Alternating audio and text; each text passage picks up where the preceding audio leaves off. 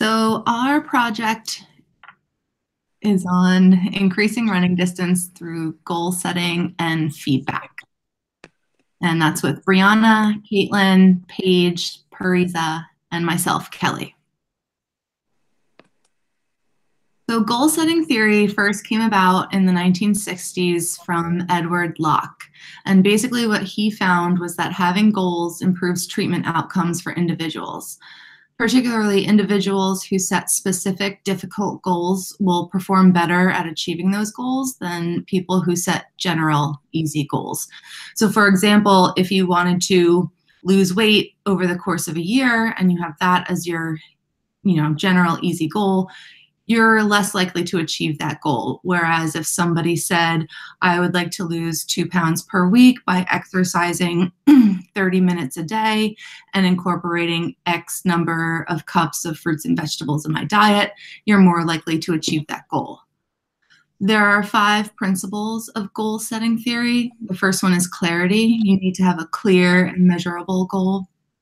The next one is challenge. You need a little bit level of difficulty in order to motivate you. There has to be commitment on your part. The fourth one is feedback, and that is actually, as we'll see later when I discuss one of the articles, it's very important to get feedback on the progress that you're making towards your goal. And you also have to consider the level of difficulty and the time it's going to take to achieve that goal.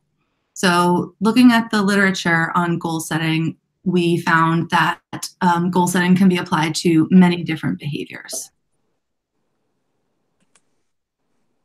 It can be applied to socially acceptable behaviors. In 2010, researchers looked at goal setting to reduce alcohol use. Now, the participants in this particular study were college-age individuals that all reported themselves to have heavy drinking patterns.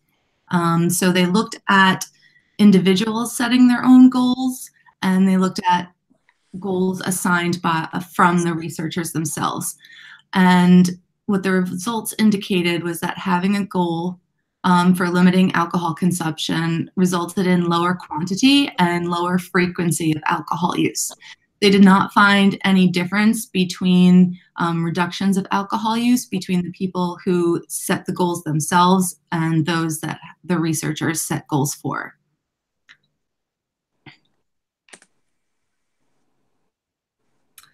Goal setting has also been used for academic behaviors. In 2014, there was a research project that looked at goal setting on students' academic performance with the English language. This was a study that was done in Nigeria. So they had one group that received training on goal setting, and they also had a discussion at the end of the week going over their goals and their progress towards each goal. And then there was a control group that did not receive any training on goal setting or any discussion.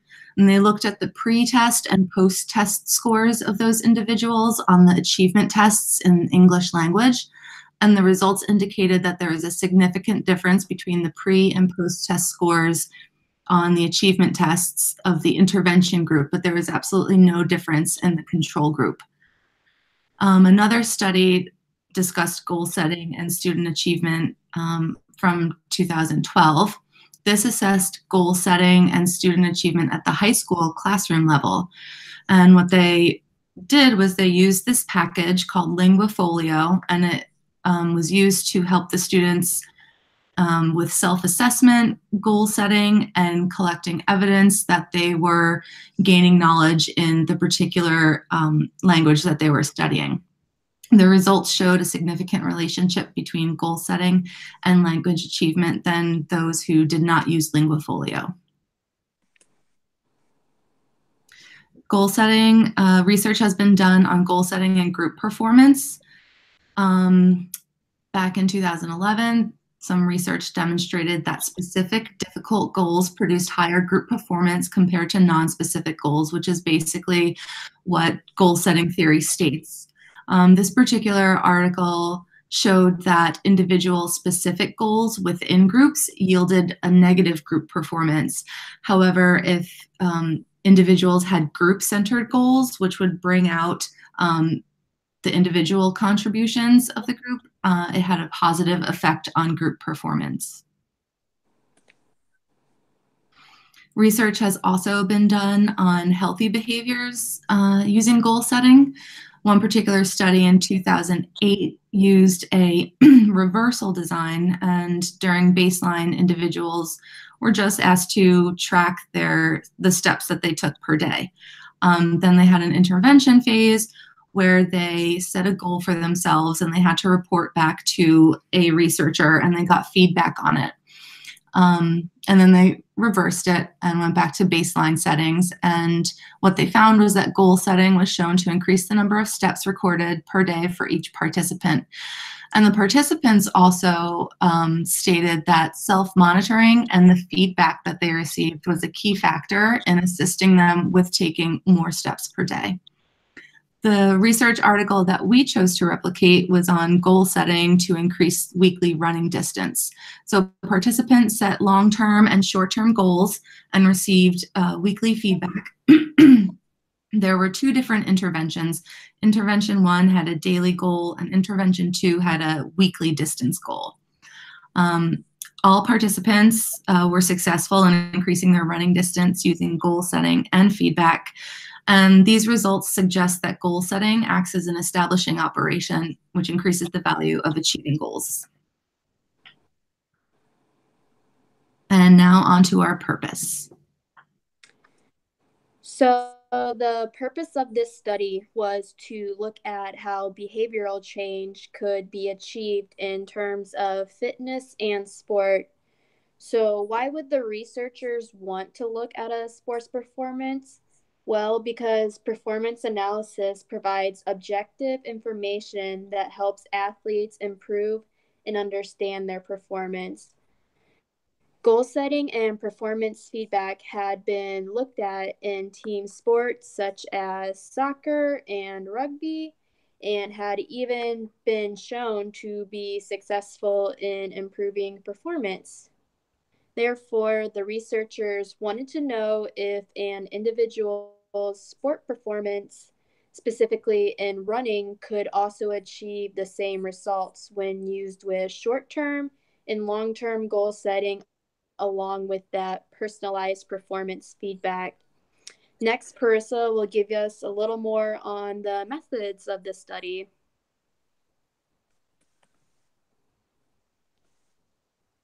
So with methods, starting with our behavior definition, which is a running episode is defined as a continuous run at a speed faster than a brisk walk, 4 miles per hour.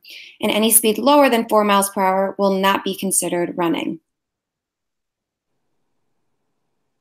So the purpose of this study was to examine the effects of goal setting and performance feedback for increasing running performance among healthy adults.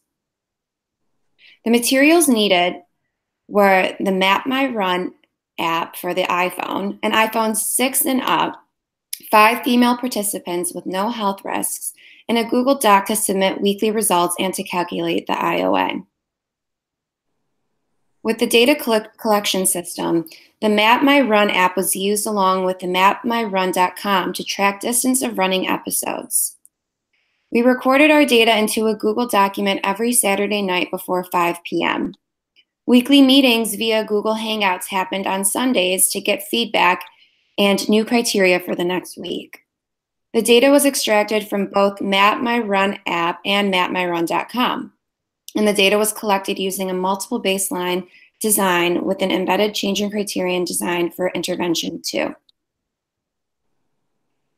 For baseline, each participant, 5 females between 18 and 40 years old with no health issues, used their iPhone, an iPhone 6 or up, and the Map My Run app to track distance run.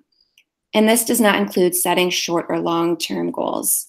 In order for each participant to collect data, the run must be at a speed of 4 miles per hour or greater. The distance ran will then be collected as baseline data.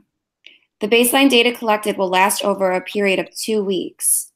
Baseline data will be collected or was collected in the Google document, and then the data was reviewed at the end of the 2-week data collection. Baseline data was then reviewed for stability. all protocols for the baseline, with the exclusion of additional goal setting, was then replicated in intervention phases. For intervention 1, the daily goal setting and feedback, each participant would meet with their assigned partners on the Sunday after baseline ended.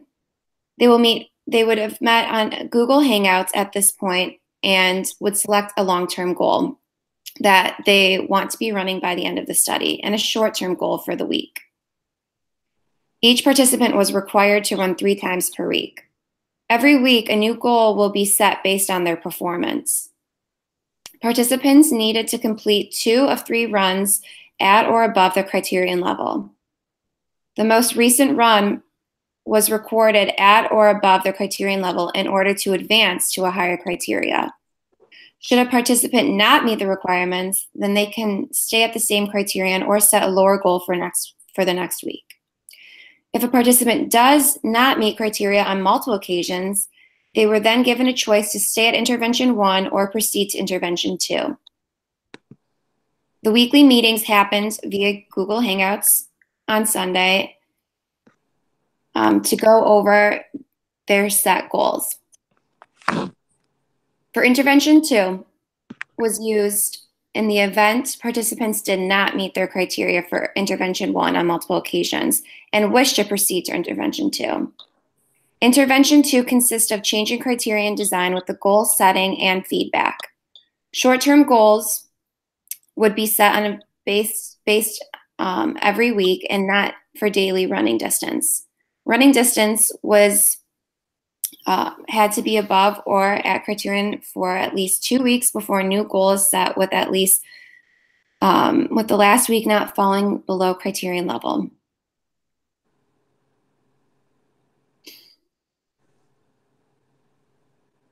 For the IOI, each participant had another member act as their researcher to compare the data and distance of each running episode.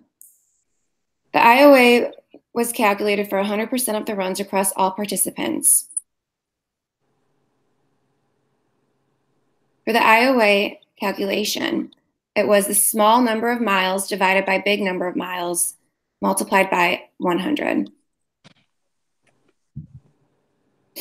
The treatment fidelity, that was assessed by having a log on our group chat that is tracked by the designated partners. Each participant will fill out on a chart whether they met with their researcher to set a goal for the week, whether they received feedback and saw a graphical depiction of their data.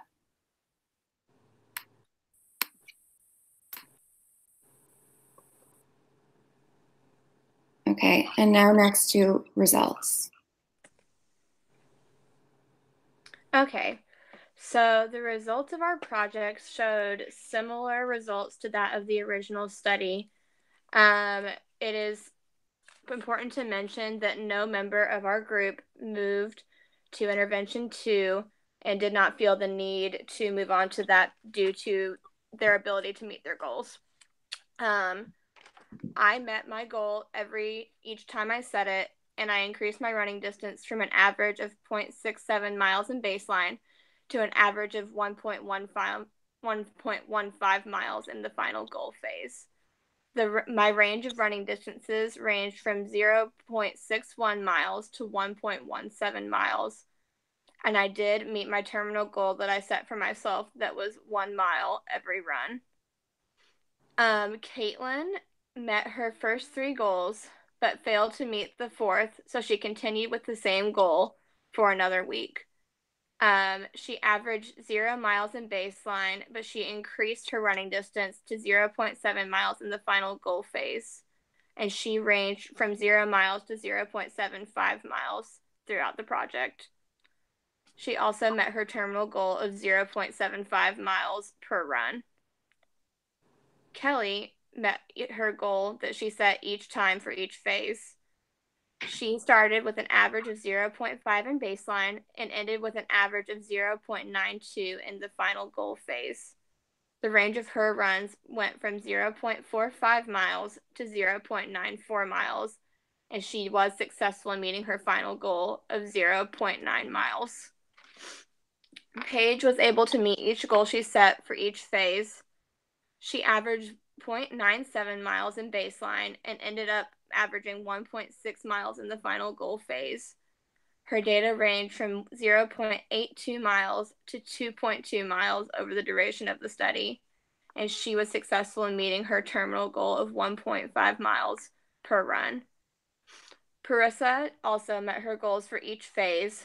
The average of her runs in baseline were 0.67 miles, and she increased her running distance to an average of 1.71 miles in the final goal phase. Her runs ranged from 0.62 miles to 1.73 miles throughout the study, and she was successful in meeting her terminal goal of 1.7 miles per run. So, in summary, 4 out of the 5 participants did meet their new goal within 3 running sessions each time a new goal was set. The remaining participant decided to stay with the same goal for another week and was successful in meeting that goal, which was allowed by Intervention 1. No participants chose to move to Intervention 2, the weekly goal setting, due to their success with Intervention 1, the daily goal setting. All 5 participants met their terminal goal, and all 5 participants were successful in increasing their running distance over the study duration. It is fair to note that during the original study, multiple participants did move to Intervention 2, but we did not have to do the embedded criterion change due to this difference. And here's our across baseline design, or across participant design. In conclusion, the effectiveness of goal setting increased our likelihood of results. All of us met our weekly goals except for me the last time, and it could be said that that was due to goal setting. The effectiveness of performance feedback also was likely to increase our chances of hitting our goals. All of us gave each other feedback on Sundays when we met on Google Hangouts, and we can say that that likely led us to hitting our goals as well. Another thing I wanted to talk about was generalizing. Because all of us hit our goals in this study, it is said that we could generalize this study to healthy women who are ages 18 to 40 and have an iPhone 6 and can download the app and use that. For limitations, we talked about the distance of all of us participants from each other. All of us were in the same time zone, but recently we had someone move across seas, so that made it difficult. If we had been closer and were able to give each other performance feedback, maybe in person, our results may have been higher. Also, if we were together to make our goals or run together, that might have affected our results as well. Another limitation that was talked about was technology. Because we used our phones and an app for the study, if your phone had died or if your phone had froze up while you were running, you might not get a correct calculation of how far you ran. If that did happen, you would have to calculate it out, and so maybe the math was done wrong or something along those lines. You also have to make sure that the miles per hour were taken into consideration, because you had to be over 4 miles per hour for it to be considered hitting your goal. So if your phone were to freeze for that and you didn't calculate that right, that could mess up the results as well. Weather, it could be another limitation. We all live on the East Coast, so now it's snowing and before it was raining. So if you couldn't run outside nor you had a treadmill, you would have to purchase a gym membership to be able to run inside. So that could be a limitation. I know personally myself, I did not have a gym membership, so I tried to plan my running on days where the weather would be fitting. So that is something that we need to take into consideration. That, and some people that run on the treadmill don't necessarily run the same speed or amount outside, and vice versa. So that can all be a limitation of a study. Another limitation, and the final one, is the continuation of this of these goal settings after the study is complete. So there's no saying that we will all continue to set goals and continue to do the study without performance feedback or without having something to come back to for it for a study. So a thing that we could look at in the future would be being able to hold people accountable after the study. That is the conclusion of our presentation. Thank you very much for watching, and we hope you learned something. So what we learned from this study and replicating it was that behavioral change, specifically in sports performance, could be increased when paired with the goal setting and performance feedback with the use of this app. This process of using the Map My Run app that was implemented allowed for systemic observation, which provided valid, reliable, and detailed information relating to performance and behavioral change.